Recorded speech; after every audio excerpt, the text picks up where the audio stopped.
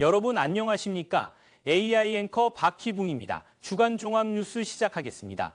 첫 소식입니다. 부산 출생아 수가 늘었습니다. 결혼 건수도 10% 넘게 증가해 1000건을 넘어섰는데요. 인구 구조 변화에 긍정적인 신호지만 여전히 사망자가 많고 인구 유출도 이어지고 있어 부산 전체 인구는 감소하고 있습니다. 장동원 기자입니다. 통계청이 7월 인구 동향을 발표했습니다. 지난 7월 부산에서 태어난 아기는 1218명으로 지난해 같은 달보다 약 9% 늘었습니다. 6월에도 14.6%가 증가해 두 달 연속 증가세입니다. 1월부터 7월까지 누적 출생아는 8,121명으로 지난해와 비교하면 7.7%가 늘었습니다. 특히 혼인 건수는 1,092건으로 2020년 이후 처음으로 1,000건을 넘어섰습니다. 지난해보다 10% 넘게 늘어난 수치입니다. 코로나19로 감소했던 혼인 건수가 그 이전 수준으로 회복하는 모양새입니다. 하지만 인구 감소는 여전합니다. 지난달 부산 사망자는 2,081명으로 출생보다 많아 자연 감소 규모가 863명을 기록했습니다. 8개 대도시 중 가장 큰 폭입니다. 이혼은 478건으로 전년보다 13% 이상 늘었고 순유출 규모도 8,239명이었습니다. 부산 전체 인구는 2024년 326만 명 수준에서 계속해서 줄어들고 있습니다. 출생과 혼인이 늘고 있지만 인구 감소와 고령화 흐름을 되돌리기엔 여전히 역부족입니다. BTV 뉴스 장동원입니다. 부산 원도심과 서부 상권을 잇는 주간선 도로인 충무대로가 4차선에서 7차선으로 확장됐습니다. 무려 23년 만이라고 하는데요. 현장을 김석진 기자가 다녀왔습니다. 서구 남부민동 대로에서 터뜨린 오색 축포가 하늘을 수놓습니다. 총 사업비만 1,455억 원, 공사 기간이 23년이나 된 도로 확장 공사의 마침표를 찍는 기념 축포입니다. 서구의 주 간선도로인 충무대로가 왕복 4차선에서 7차선으로 넓어졌습니다. 전체 사업 구간은 충무 교차로에서 암남동 정림비치타운까지 2.3km. 지난 2003년 첫 삽을 떴지만 토지 보상 등 막대한 공사비로 사업은 14차례로 쪼개져 진행됐습니다. 마지막 관문은 부산 공동어시장 진입도로 구간. 사업지의 중간에 위치해 병목 현상으로 상습 정체가 발생했습니다. 공동어시장에서 송도 해수욕장 방면 740m 구간, 이 사업의 마지막 15차 공사가 끝난 건 무려 7년 만입니다. 15차 공사에 든 사업비만 약 800억 원. 토지 보상 문제에다 안반 재고 공사까지 벌어져 공사 기간이 또 늦춰진 겁니다. 저 옆에 보면은 우리 그 안반을 파쇄하는 작업으로 소음, 진동, 분진이 굉장히 많았습니다. 그럼에도 불구하고 참고 인내해 주신 우리 남부민 이독 지역 주민들과 대림비치 아파트 또 인근의 우리 소상공인들에게 정말 진심으로 죄송하고 또 고맙고 감사하게 생각합니다. 서구는 이번 도로 확장으로 송도해수욕장과 용궁 구름다리 등으로 관광객 유입이 더 늘 것으로 기대하고 있습니다. 이에 더해 남항대교와 천마터널로 이어지는 교통 흐름이 나아져 서부상권으로의 이동 시간이 단축되고 항만 물류 분산 효과도 가져올 것으로 내다보고 있습니다. 한편 확장된 충무대로는 10월 1일부터 정식 개통됩니다. BTV 뉴스 김석진입니다. 광복 80주년을 맞아 일제강제동원의 아픔을 기억하는 사진전이 부산에서 열리고 있습니다. 강제동원 피해자들의 삶과 희생을 알리고 특별법 제정을 촉구하는 목소리도 이어지고 있습니다. 박재한 기자입니다. 국립일제강제동원 역사관 기억의터에는 1787위의 위패가 안치돼 있습니다. 일제강점기 해외로 강제동원됐다가 뼈조각 하나, 옷까지 한 뼘 돌아오지 못한 채 사망 통지만 남은 희생자들입니다. 일제강제동원 피해자 지원재단은 광복 80주년을 맞아 부산에서 강제동원 사진전을 열었습니다. 지난 8월 서울 국회의원회관 전시의 연장전입니다. 군인과 군무원, 노무자, 위안부 등 해외로 강제동원된 조선인 중 상당수는 전쟁이나 위험한 작업 도중 사망하거나 행방불명되기도 했습니다. 전시장에는 유형별 강제동원 자료와 함께 사도광산, 사할린, 우키시마호 참사 등 피해 현장을 담은 사진들이 전시돼 있습니다. 정부는 일본 측 통계를 토대로 강제동원 피해자를 국내외 중복 인원 포함 780만 명으로 추산하고 있습니다. 이 수치에는 위안부 피해자는 포함되지 않았습니다. 해외 동원 과정에서 숨지거나 행방불명된 조선인은 2만여 명, 광복 80년이 지난 지금도 상당수의 유해는 고향으로 돌아오지 못하고 있습니다. 재단은 이번 전시가 피해자들의 존엄을 회복하고 특별법 제정의 필요성을 알리는 계기가 되길 바란다고 밝혔습니다. 강제동원 사진전은 다음 달 12일까지 계속됩니다. BTV 뉴스 박찬입니다. 제30회 부산국제영화제가 26일 폐막식을 끝으로 열흘간의 대장정을 마무리하는데요. 개막 레드카펫부터 세계 거장들의 무대까지 주요 장면들을 정리했습니다. 김윤정 기자의 보도입니다. 30회를 맞은 부산국제영화제 개막작 기자시사로 시작했습니다. 아시아 최대 영화 축제라는 명성에 걸맞춰 영화의 전당 레드카펫 위에는 국내외 영화인들이 총출동했습니다. 아시아 각국 14편을 소개하는 첫 경쟁 부분 상영이 시작되자 영화 팬들의 이목이 집중됐습니다. 영화의 전당 야외 무대에서는 영화 굿뉴스, 프로젝트 Y, 사람과 고기 등 감독과 배우들이 관객과 소통하는 오픈 토크가 이어졌습니다. 손예진, 김유정 배우들이 자신의 연기와 작품을 이야기하는 액터스 하우스와 스페셜 토크는 영화제를 더욱 풍성하게 만들었습니다. 영화제의 백미, 세계 거장들의 귀환도 화제를 모았습니다. 키에르모 델 토르 감독이 부산을 찾아 신작 프랭켄슈타인을 소개하며 뜨거운 환호를 받는 등 갈라 프레젠테이션 기자회견이 이어졌습니다. 윗집 사람들, 8번 출구 등 8개 작품의 배우 감독이 관객과 소통하는 야외 무대가 본격적으로 달아올랐습니다. 영화제가 중반으로 접어든 주말, 상영관마다 매진 행렬이 이어졌습니다. 또 작품을 꽉 채운 존재감의 배우들과 소통하는 아주담담 라운지마다 관객들의 열정은 영화제를 축제회장으로 바꿔놓았습니다. 올해 신설된 경쟁 부분 작품들의 기자회견이 본격적으로 이루어지며 첫 경쟁 영화제의 의미를 깊게 새겼습니다.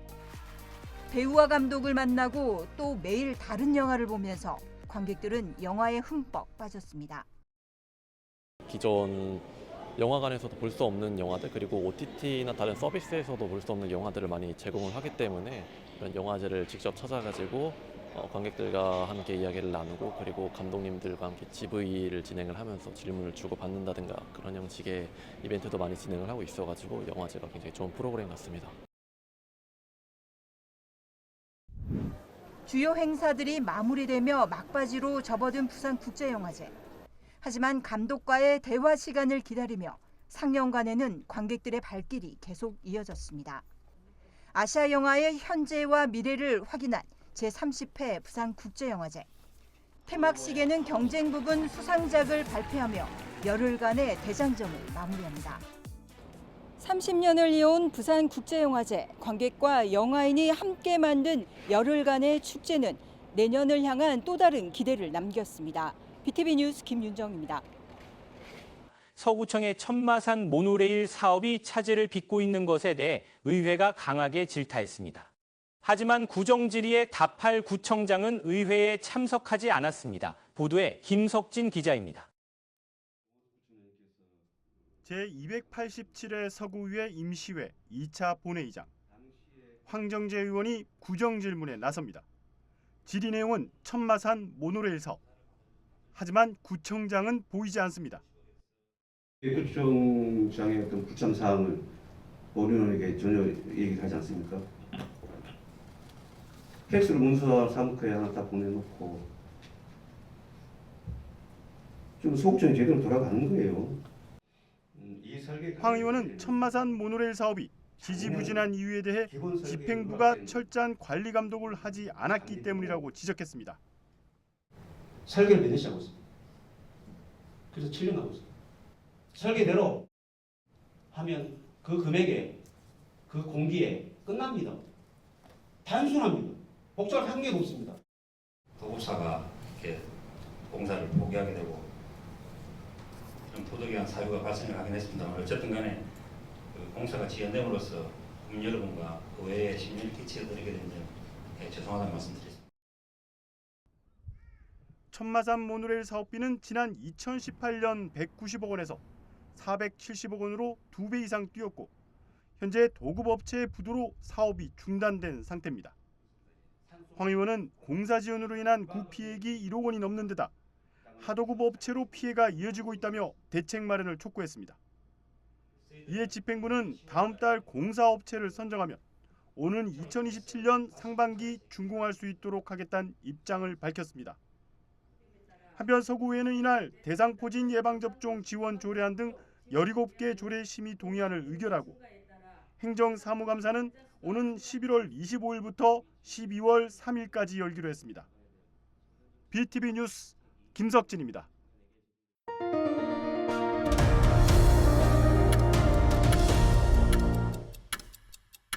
부산시가 추석을 맞아 시민과 귀성객을 위한 종합대책을 마련했습니다. 경제와 복지, 안전과 교통까지 다양한 대책이 담겼습니다. 김윤정 기자의 보도입니다.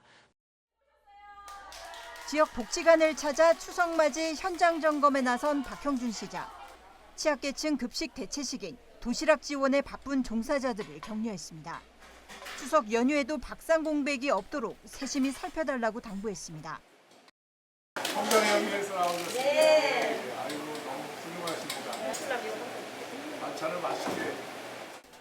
올해 부산시가 내놓은 추석 종합대책은 7개 분야 70개 과제입니다. 무엇보다 민생 안정이 핵심입니다. 동백정 캐시백을 최대 13%까지 확대하고 전통시장 상품권 환급과 온라인 세일 페스타로 지역 소비를 촉진합니다. 저소득층과 홀로노인 등 5만 1000여 세대에는 31억 원 규모의 성금과 성품이 전달돼 따뜻한 명절 분위기를 더합니다. 시민 안전도 빼놓을 수 없습니다. 연휴 동안 재난 상황실이 24시간 가동되고 소방 특별근무와 대규모 행사장 점검이 이루어집니다. 응급의료기관 38곳은 연휴 내내 24시간 진료를 유지하고 당번병 의원과 약국에도 지원이 이루어집니다. 귀성객들의 발길을 돕는 교통 대책도 마련했습니다. 강한대로와 거가대로 등 시내 유료도로 7곳은 4일부터 7일까지 나흘간 통행료가 면제되고 고속버스와 철도 운행도 늘어납니다. 연휴를 즐겁게 보내기 위한 문화 관광 프로그램도 준비했습니다. 시티투어 특별 콘텐츠와 야간 관광, 태종대 관광시설 개방이 대표적입니다. 생활 편의 분야에서는 급수와 폐기물 처리, 환경 관리까지 강화해 시민 불편을 최소화할 방침입니다. 부산시는 이번 대책으로 시민과 귀성객 모두가 안전하고 풍요로운 한가위를 보낼 수 있도록 최선을 다할 계획입니다. BTV 뉴스 김윤정입니다. 부산 서구의 대표적 전통시장인 충무동 새벽 해안시장에 바다 전망대가 새로 문을 열었습니다. 이곳 상인들은 요리 전문가와 손을 잡고 한식 코스 요리를 개발했다고 하는데요. 10월 중순부터 한 달간 선보인다고 합니다. 보도에 김석진 기자입니다. 부산항에 자리 잡고 있는 서구 충무동 새벽 해안시장입니다. 바다가 눈앞에 펼쳐진 전망대가 새 단장했습니다. 시장은 이달 말부터 이곳에서 상마카세를 선보입니다. 상마카세는 상인과 주방 특선을 일컫는 오마카세의 합성어입니다. 새로 선보일 요리는 시장의 신선한 식재료에 더해 지역 특산물인 와인과 명란, 어묵 등도 쓰입니다. 요리 개발엔 전문 연구가가 참여했습니다. 모두 7가지 코스 요리를 내놓는데 가격은 1인당 3만 원과 5만 원이 있습니다. 우리 상마카세는 충무동 새벽시장, 해안시장, 신선한 그 생선과 야채 그리고 어묵, 청도에서 유명한 와인을 곁들여 가지고 관광객한테 선보일 예정이 있습니다. 많은 관광객들이 우리 충무동 새벽시장, 해안시장을 찾아주셔서 맛있는 음식 즐기시기 바라겠습니다. 시장은 이색 요리 상품을 단계적으로 추가 개발할 예정입니다. 상마카세는 100% 예약제로만 운영되고 이곳에서 나온 수익은 시장 번역을 위해 쓰일 예정입니다. 한편 이 시장에서 지난달 열린 야시장 축제에선 이색 해장 메뉴가 선보여 관광객들의 큰 호응을 얻은 바 있습니다. 따라서 이번에 선보일 한식 코스 요리인 상마카세는 관광객들의 어떤 반응을 이끌지 상인들의 기대감도 큽니다. BTV 뉴스 김석진입니다. 부산 지역 개발 사업들이 잇따라 조건부 의결을 받았습니다. 환경 훼손과 시민 반발 우려가 여전한 상황인데요. 대표적인 사업이 바로 이기대 고층 아파트 건립과 황룡산 케이블카입니다. 박재한 기자입니다. 이기대 입구에 추진 중인 아파트 건설 계획이 조건부 의결을 받았습니다. 부산시 주택사업공동위원회는 지난 25일 교통과 개발 행위는 통과시켰지만 경관과 건축 분야는 보완이 필요하다고 판단했습니다. 최고 28층 높이의 아파트가 이기대 공원과 맞닿아 해안 경관을 가린다는 점과 시민 보행로 역시 편의성을 높이기에는 부족하다는 지적입니다. 건설사는 지난해에도 31층 규모 아파트를 추진했다가 여론 반발로 철회했고 올해 28층 2개 동 298세대로 줄여 다시 심의를 요청했습니다. 지금 1차적으로는 민간 사업자가 제시하고 있는 사업 계획에 대한 좀 제동을 걸었다라고 볼 수는 있습니다. 하지만 종합심의에서 제기됐던 부분들 일정 정도 수정 보완에 들어온다라면은 결국은 그 경관이라든가 건축에서도 통과가 될 가능성이 높기 때문에 기대치에 부합한다라고는 보기 어려운 심의 결과라는 말씀을 드리고 싶습니다. 이날 부산시 도시계획위원회도 황령산 케이블카 2단계 조성 계획을 조건부로 통과시켰습니다. 송전선로와 케이블카 노선은 안전거리를 확보하도록 했고 승차장 주변 도로폭을 넓히는 등 교통 개선과 공공기여 확대도 조건으로 내걸었습니다. 랜드마크라든가 부산의 어떤 자산의 가치와 관광 자원을 오히려 훼손했지 오히려 그 기능을 높일 수는 없다고 보여지기 때문에 저는 부산시가 개발할 곳과 개발하지 않고 보존할 곳을 구분들을 좀 제대로 해서 부산의 미래가 부산의 가치를 좀 더 잘 높여낼 수 있는 방향으로 도시 관리 계획들을 잘 좀 세워줬으면 하는 바람입니다. 부산의 대형 개발 사업들이 연이어 조건부 의결을 받으면서 다시 지역사회의 뜨거운 쟁점으로 떠오르고 있습니다. BTV 뉴스 박재한입니다. 환절기에 접어들며 감기 증상 호소하시는 분들 많으실 텐데요. 가벼운 증상으로 시작했지만 일상에 지장을 줄 정도로 악화될 때 이 증상이 알레르기인지 감기인지 애매하다면 집중하셔야겠습니다. 모호한 가을 환절기 증상을 강현준 기자가 짚어드립니다. 가을 환절기에 접어들며 너나 할 것 없이 불편한 증상 토로하는 분들이 많은데요. 이 증상 감기인지 알레르기인지 확실하게 판단해보는 게 중요합니다. 알레르기 비염은 감기와 증상이 비슷해 오인하는 경우가 많기 때문인데요. 투명한 콧물, 간헐적인 재채기, 코막힘, 코의 가려움증 중 2가지 이상 증상이 하루 1시간 이상 있다면 감기보단 알레르기 비염을 의심해봐야 합니다. 반면 한쪽만 코가 막히거나 노란빛의 냄새가 나는 콧물이 흐르는 경우 코 안의 통증이 동반되며 냄새를 맡지 못하게 되면 알레르기 비염과는 거리가 멉니다. 감기가 아니라고 해서 단순 알레르기 증상이라고 계속 방치해두면 안 되는데요. 가벼운 불편감이라고 여겨 방치해두고 제대로 치료하지 않으면 안면 통증, 후각 감퇴로 이어지고 심한 경우 우울감과 불안감도 높아지는 등 일상의 장애로까지 이어질 수 있는 겁니다. 물론 좋은 보양식 찾아 따로 챙겨 먹는 것도 중요하지만 가을 환절기 가장 중요한 건강관리는 내 증상을 돌보고 더 큰 병으로 이어지지 않게 적시에 치료하는 방법, 놓칠 수 있는 걸 초기에 살피는 방법이 아닐까요? BTV 뉴스 강현준입니다. 부산의 유료도로 무료화가 본격화됩니다. 오는 11월부터 을숙도대교와 산성터널을 시작으로 출퇴근 시간대 통행료가 면제됩니다. 김윤정 기자의 보도입니다. 부산은 바다와 강, 산을 끼고 있는 지형적 특성을 가졌습니다. 그러다 보니 교량이나 터널을 통해 도심을 잇거나 교통난을 해소하고 있습니다. 그래서 민간 자본으로 건설된 유료도로만 모두 7곳입니다. 전국에서 가장 많습니다. 부산시가 교통 대안이 부족한 을숙도대교와 산성터널에 대해 11월부터 출퇴근 시간 통행료를 면제합니다.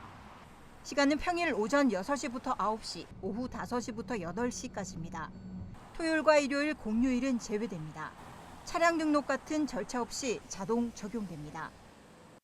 을숙도대교 같은 경우에는 이 강서로 출퇴근하는 사람들이 대중교통을 이용하기가 굉장히 어렵습니다. 그래서 이제 이 부분에 대한 요구들이 굉장히 강했기 때문에 그런 부분들을 조금 해소하는 데 이 시 재정 그 여러 가지 여건을 꼭 감안할 때 또 앞으로 대중교통 체계 혁신을 통해서 우리가 효율성을 기할 때 지원 가능한 수준이라고 파악을 했고, 이 앞서 부산시는 부산항대교와 천마터널 간 시범 운영을 거쳐 지난 2022년부터 유료도로 연속 통행 시 할인제 시행에 들어갔고, 백양터널 무료화와 가락 요금소 통행료 지원 등 단계적인 경감 정책을 시행해 오고 있습니다.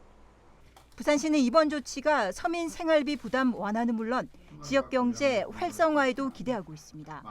또 앞으로 2년 안에 나머지 유료 도로에도 확대할 계획입니다. BTV 뉴스 김윤정입니다.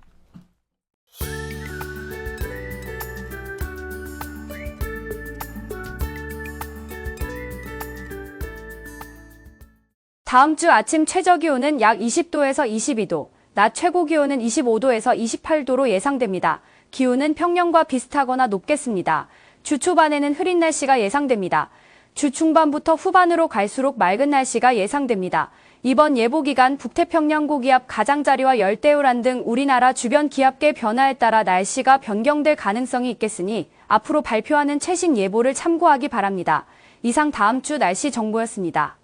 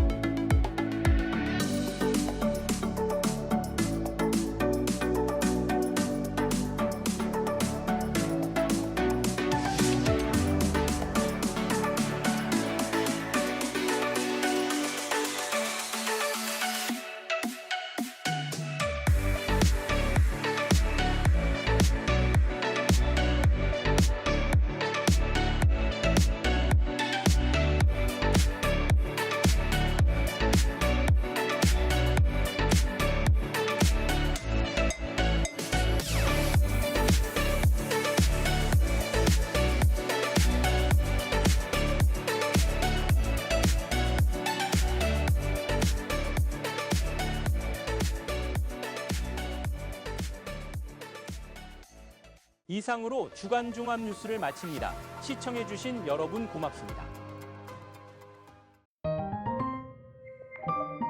채널 BTV